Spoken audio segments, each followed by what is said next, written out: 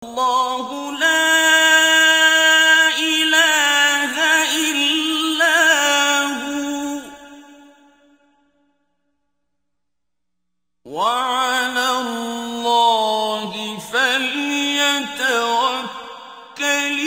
المؤمنون.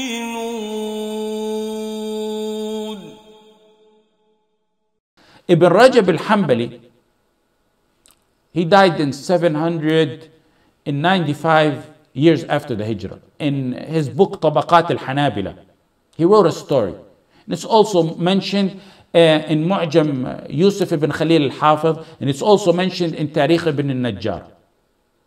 So Ibn Rajab al-Hanbali mentions the story about Al-Qadi Abu Bakr Muhammad ibn Abdul Baqi ibn Muhammad al-Bazzaz al-Ansari.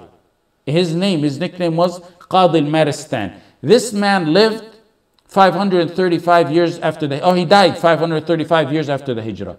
And he narrates a story about himself that Ibn Rajab mentioned. And it shows you reliance on Allah. And it shows you that reliance on Allah does not mean you will not go through dark tunnels in your life. Reliance on Allah means you put your trust in Allah. And you accept what Allah subhanahu wa ta'ala has to offer you because He chose what's best for you. That's part of reliance on Allah.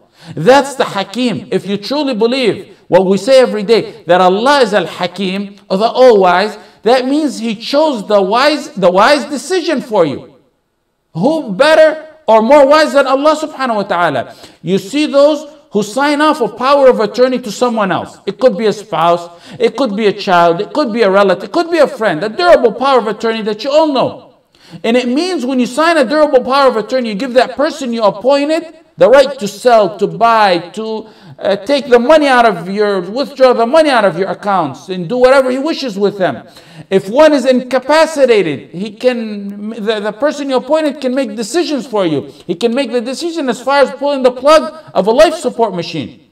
You gave that power of attorney because you fully trusted them.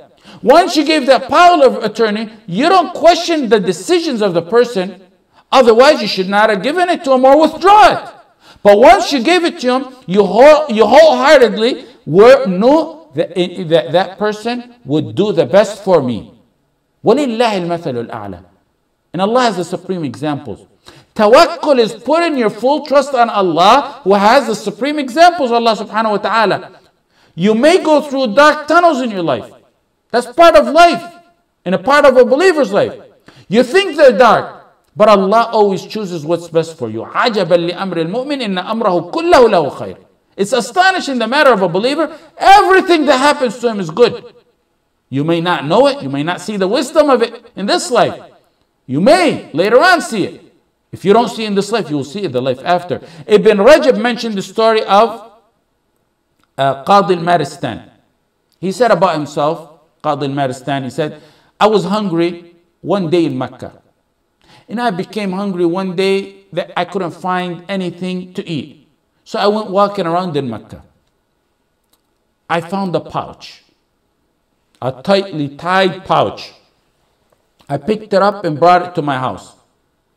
And then in my house, when I untied it, I found a beautiful necklace of pearls that it's like I've never seen anything like it before. He went from a difficult time to the utmost of ease. But tawakkul didn't waver a tiny bit in his heart. Full tawakkul on Allah when he was walking around hungry. And the same tawakkul now that he's a millionaire. It didn't last for long. The circumstance changed, but tawakkul remains firm. Unwavering tawakkul. As soon as he walked in Mecca, right after that, he walked in Mecca, he heard the old man calling out, I lost a necklace and I have 500 dinar reward for whoever brings me back the necklace. He said, I called the old man. That was bad news for him. He thought he was a millionaire. He said, I called the old man. Come to my house. I think I have your pouch. So he told the old man, describe the necklace for me. He said the old man not only described the necklace, but he described the pouch and the string that was tied around the pouch and the number of pearls and the string that held the pearls together and every single detail about the necklace. So he said, I gave him the necklace. It had to have been him. No way could have knew that all those details. And he handed me 500 dinar. And just as I was about to take it, I thought to myself, he said, I don't deserve this. And I refused the reward. The man kept insisting on giving the reward. And it was as if Abu Bakr wanted to keep his reliance on Allah totally, refusing the reward for something he felt he really didn't deserve. He didn't do nothing to deserve that money. So the old man took the reward and left. Qadi al-Maristan, whose name is Abu Bakr, Kunya Abu Bakr, said, I left Mecca after that. And I took the ocean. And on the way, the ship began to sink. All the money on board sunk. And many of the passengers, most of them, died. He said, I seen a small raft while I was in the water. I held on to it. And the wind kept blowing me for such a long time until I got to an occupied island. When I landed on the island, he said, I immediately headed to the masjid, finding that there's no one there. So I began to recite Quran. The people attended the masjid. They came to me, stranger in town. They asked, could you teach us Quran? They seen him recite it. Could you teach us Quran? He said, yes. And then they began to overwhelm him with gifts. Then he said, I seen pages in the masjid one day, so I began to read in them, pages of the Quran. They said, you even know how to read and write? He said, yes. They told him, will you teach us and our children how to read and write? And they began to learn from him how to read and write, and also they showered him with gifts. Then they told him one day, after being there for some time, we have this problem. We have this young orphan girl. She has recently been orphaned. Her father died, and we want you to marry her. This was a tactic they did to try to keep him in town and attached to the town so he will not think of ever leaving them. He resisted. He wasn't even thinking about marriage. But based on their insistence, he said, I agree to marry her. He married her.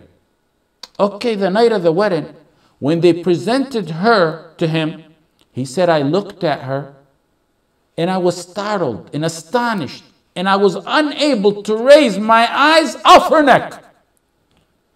I seen the necklace I gave the old man some time ago on her neck.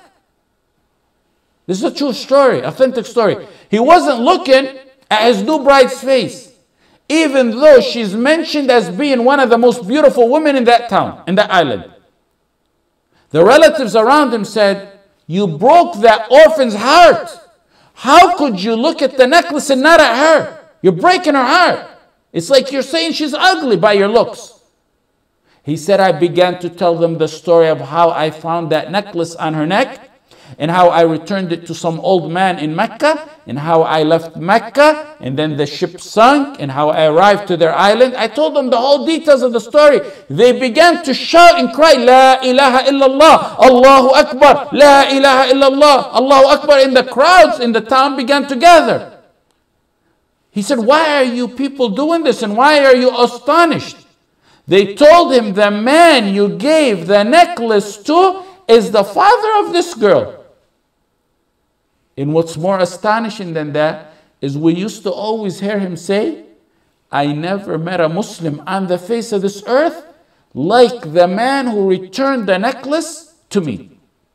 And they said we used to always hear him make dua, oh Allah, unite that man who returned the necklace with my daughter as her husband. He used to always ask Allah subhanahu wa ta'ala that he be the husband to his daughter. And Allah answered his dua. This is what happens with tawakkul. During hard times, your tawakkul needs to go unwavering. And that light will reappear at the end of the tunnel. Tawakkul is your source of ease and happiness in both difficult and happy times. That's not the end of the story. Look it, from tunnel to tunnel. You see the light, then you go in another tunnel. He said, I lived with her a very nice life. and Allah blessed me with 2 children. Tawakkul, through ease and hardship. Then she died. She died. His wife died. Another hardship. So he said, me and my sons inherited the necklace. Then my 2 children died. Another hardship. But no, the tawakkul still there. He said, then I sold the necklace for 100,000 dinar. And that's where I got the wealth. He was explaining later on how he got the wealth he has. وَمَنْ يَتَّقِ اللَّهَ يَجْعَلْ لَهُ مَخْرَجًا. Whoever fears Allah and keeps his duty to Allah, Allah will always find him a way out from every single difficulty you can imagine. وَيَرْزُقْهُ مِنْ حَيْثُ لَا يَحْتَسِبْ. He will provide him from sources he never imagined. وَيَرْزُقْهُم, it will come from sources you never even perceived. وَمَنْ يَتَوَكَّلْ عَلَى اللَّهِ فَهُوَ حَسْبُهُ. وَمَنْ يَتَوَكَّلْ عَلَى اللَّهِ فَهُوَ حَسْبُهُ. Whoever puts his trust in Allah subhanahu wa ta'ala, he will be sufficient for him. Whoever puts his trust in Allah subhanahu wa ta'ala, he will suffice him.